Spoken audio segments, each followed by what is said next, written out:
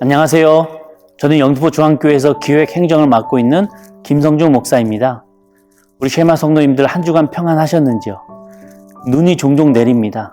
감기 조심하시는 우리 성도님들 되시기를 바라겠습니다.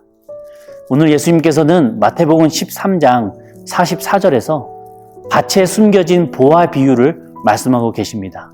이 비유는 많이 들어본 내용이실 것이고 참 짧은 한 절의 말씀입니다.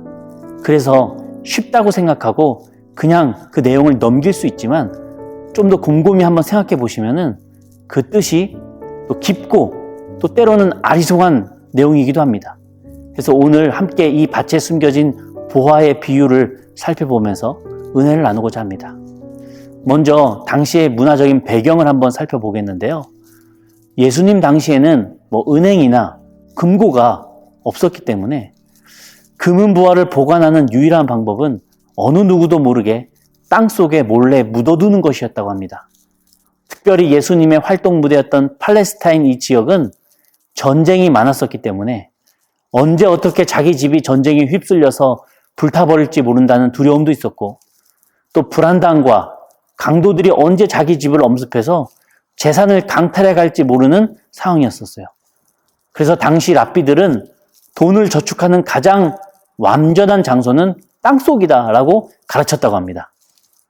많은 유대 사람들은 돈을 벌면 항아리에 담아서 땅속에다가 묻었다고 해요. 그러다가 그 주인이 그 돈을 다 꺼내 쓰지 못하고 행방불명되거나 또는 죽게 되면 우연히 누군가 다시 그 항아리를 발견하기 전까지는 그 항아리는 땅속에 방치되는 것입니다. 그러던 중에 땅 주인이 바뀌게 되는 경우도 허다했다고 합니다.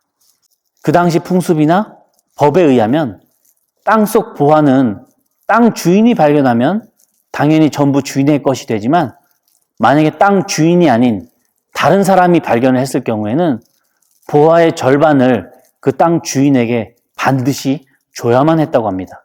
그만큼 땅에서 보화가 많이 또 발견됐다고 하는 얘기죠.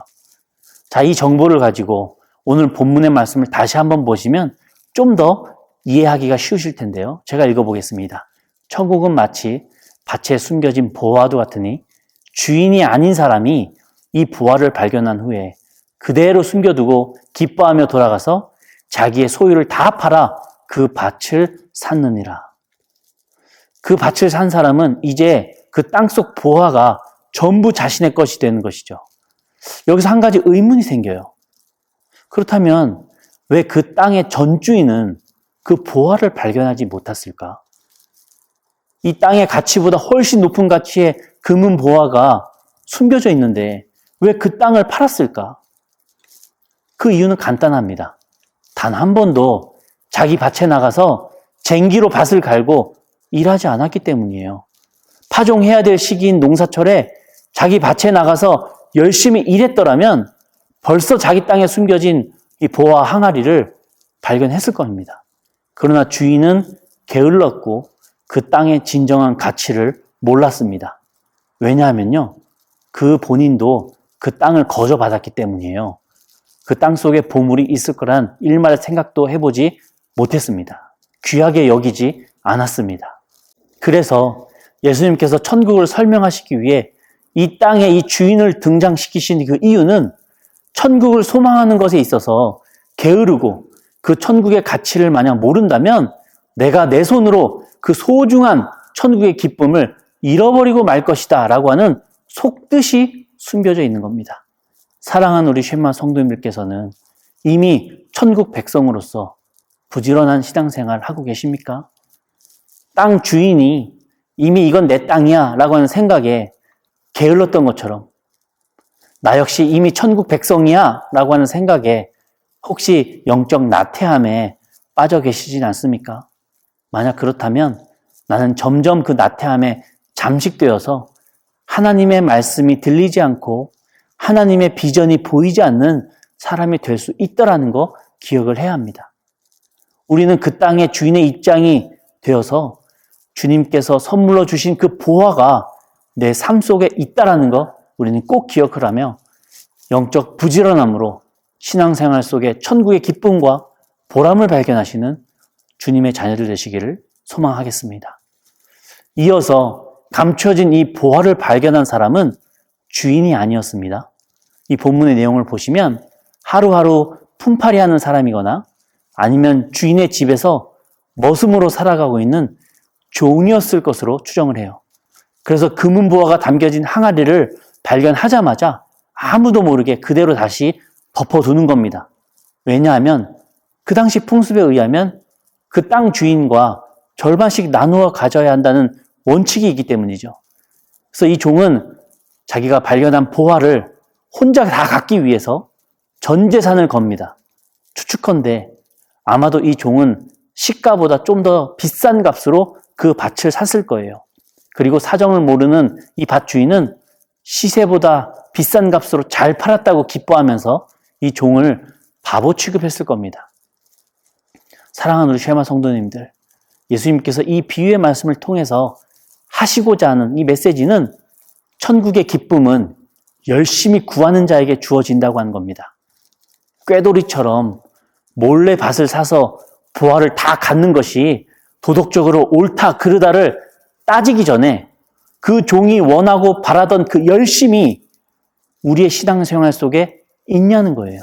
천국은 침노하는 자의 것이라고 말씀하지 않으셨습니까?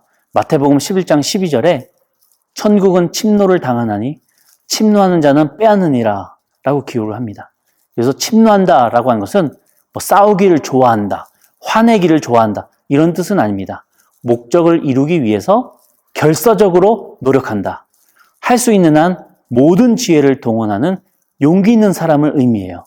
그래서 오늘 본문에 등장하는 전 재산을 팔아서 이 땅을 샀던 이 결단력 있는 사람을 의미하는 겁니다. 신앙적으로 해석해보자면 하나님의 기쁨을 누리기 위해서 게으르지 않고 부지런하게 열심히 신앙생활을 하는 사람을 의미하는 것이죠. 이런 신앙적 열심을 구하는 자, 영적으로 나태해지지 않기 위해서 발버둥 치는 자가 천국의 기쁨을 반드시 누리게 될 것이다 라고 예수님께서 말씀하시는 겁니다. 지금 여러분이 처한 상황이 어떤 곳이든지 간에 그 안에는 천국이 감춰져 있습니다. 혹 여건이 어렵고 힘든 상황 가운데 계시든 반대로 너그럽고 평화한 상황 가운데 계시든 또는 눈물 날 듯한 기가 막힌 상황 가운데 계시든 반대로 이렇게까지 나태해도 될까 싶을 정도로 여유로운 상황 가운데 계시든 모든 상황 속에는 귀한 보화와도 같은 천국 기쁨이 숨겨져 있다라고 하는 것을 여러분 꼭 기억하십시오.